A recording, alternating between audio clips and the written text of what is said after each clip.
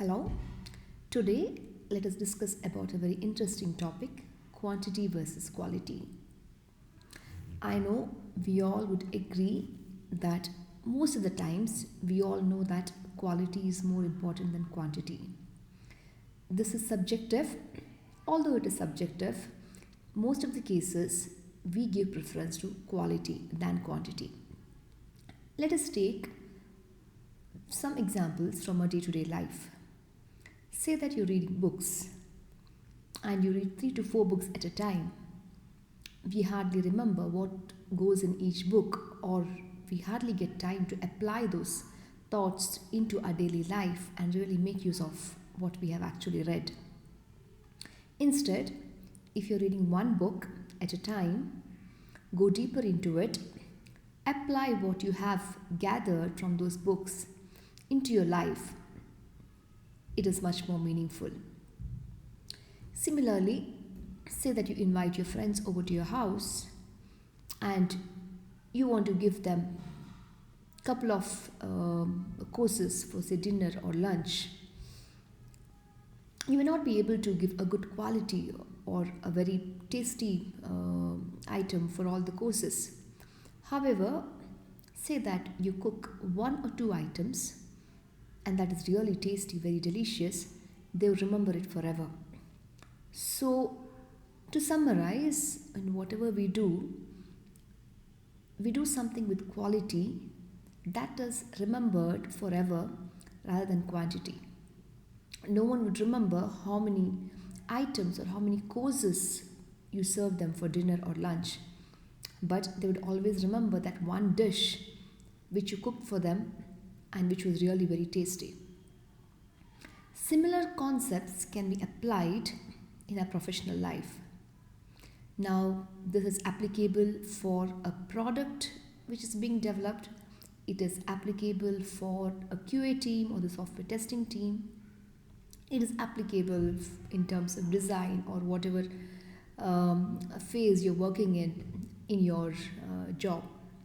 So today, I want to focus upon how quality can be measured in terms of a product and how quality can be measured in terms of a QA team.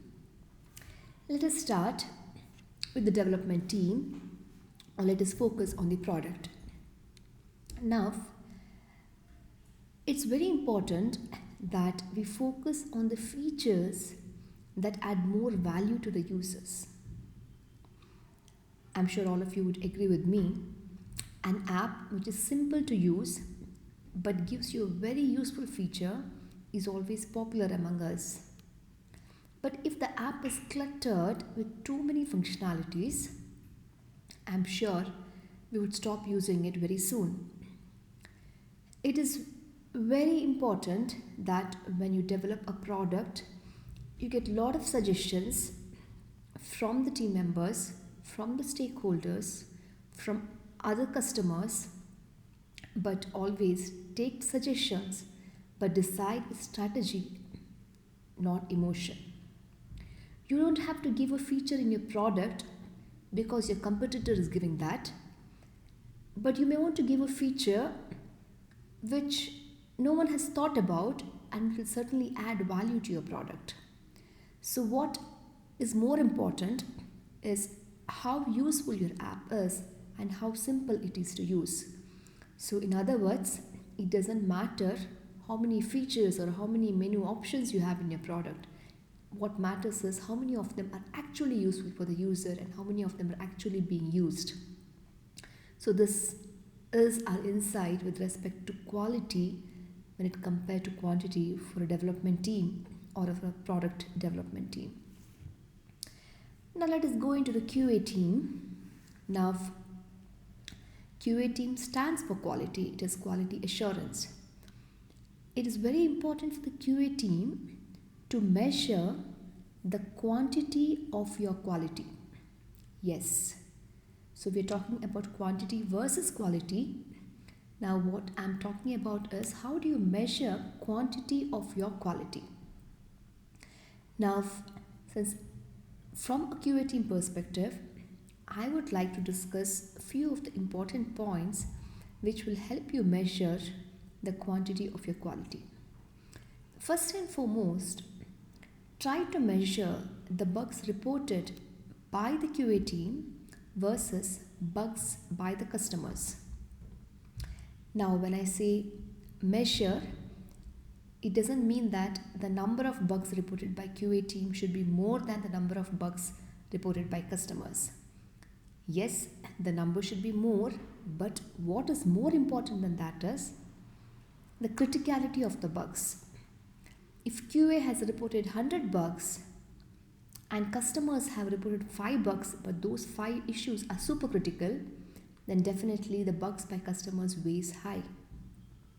So this important measure for a QA team, the bugs reported by QA should add value in terms of number of bugs, also in terms of criticality of bugs. The second measure as a QA team is, are we giving enough coverage?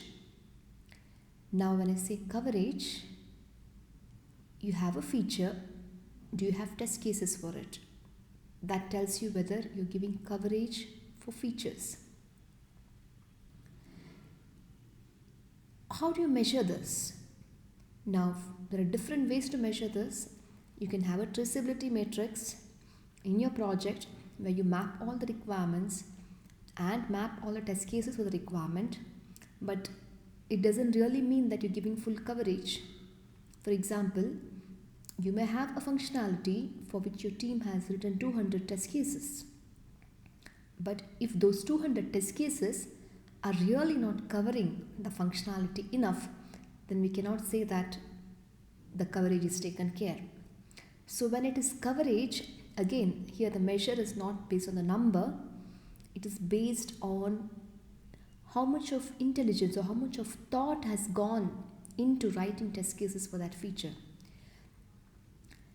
The best way to overcome this is reviewing your test coverage within the team and also reviewing your test coverage with the product owners or business analyst, making sure that you have taken care of all the real life scenarios. The third measure, are blockers reported first? Now, we all know that blockers reported towards the release timing is definitely very expensive. Excuse me. Blockers reported after the release is much more expensive. Now, how do you ensure blockers are reported first?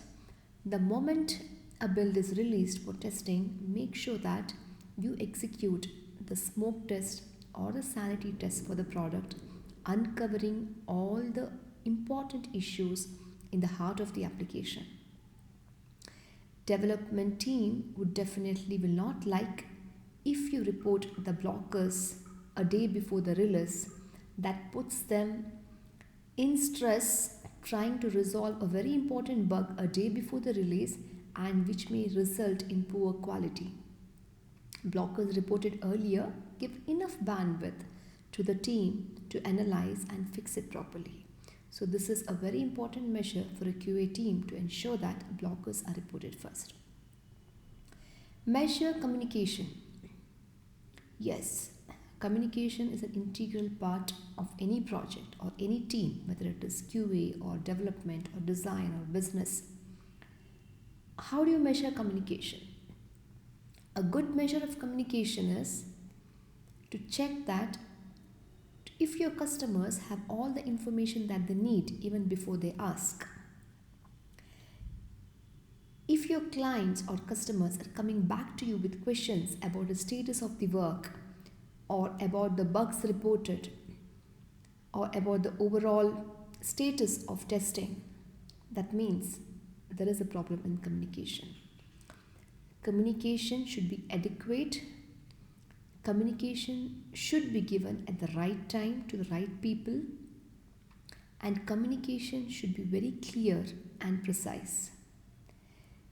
There are teams when there's enough communication, but the communication may not be well understood by the client, or it may not exactly be the communication that they are looking forward to.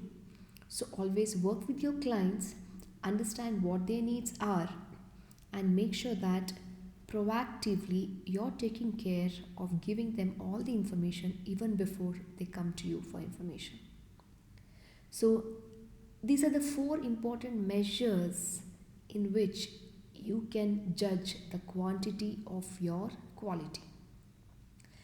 I don't say that these are the only four measures, but it's the top four measures that I have explained here today based on my experience with the QA team and the development team while working with different customers and different products for several years.